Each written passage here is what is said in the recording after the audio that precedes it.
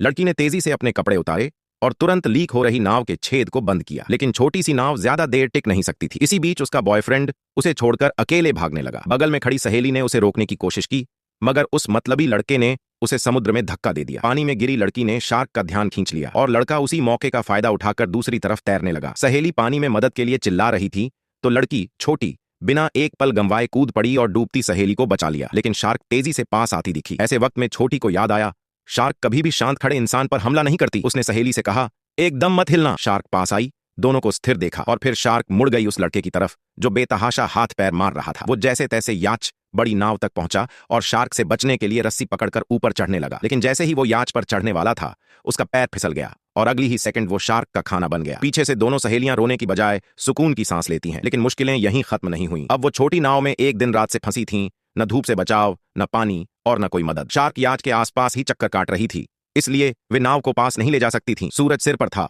और दोनों की हालत लगातार बिगड़ती जा रही थी। उधर नाव का छेद फिर से लीक करने लगा। अगर जल्दी कुछ नहीं हुआ तो या तो नाव डूबेगी, या प्यास से मौत होगी, या फिर शार्क का शिकार बन जाएंगी। तभी छोटी को दूर एक फ्लोटिंग बुआ फ्लोट दिखा। वो उन सर्फर्स के लिए था जिनके पास जरूरी सामान भी होता है, लेकिन वहां तक तैर कर जाना बहुत रिस्की था। फिर भी उन्होंने कोशिश की। तभी अचानक शार्क ने हमला कर दिया। छोटी ने फिश स्पीयर भाला उठा लिया और जैसे ही शार्क पास आई, उसके सिर पर सटीक वार किया। सहेली भी मदद को आई, लेकिन दोनों की ताकत जवाब दे गई। शार्क ने जोर लगाया और नाव पलट दी। अब दोनों पानी में थीं और फ्लोट की तरफ जान बचाकर तैरी। लेकिन सहेली की टांग में गहरा कट लग गया, खून निकलने लगा। शार्क को लाल रंग चाहिए था। छोटी जैसे तैसे फ्लोट पर चढ़ी और सहेली को ऊपर खींचने लगी, मगर सहेली को चिंता थी, टांग पर दाग तो नहीं रह जाएगा। बस वही 2 सेकंड की देर पड़ी भारी। शार्क ने हमला किया और सहेली को निगल गई। छोटी सदमे में थी, लेकिन जिंदा रहने के लिए उसने फ्लोट में मौजूद पानी पिया। फिर देखा, वहां तेल का डिब्बा और सिग्नल गन भी थी। अभी वो राहत की सांस भी नहीं ले पाई थी कि शार्क फिर से लौट आई। छोटी ने सिग्नल गन अपनी टांग से बांध ली और भाला लेकर तैयार हो गई। शार्क ने जोरदार हमला किया, फ्लोट पलट गया। छोटी ने फिर से जान बचाई और नजदीकी चट्टान रेफ तक तैरकर पहुंची। शार्क वहां नहीं पहुंच सकती थी।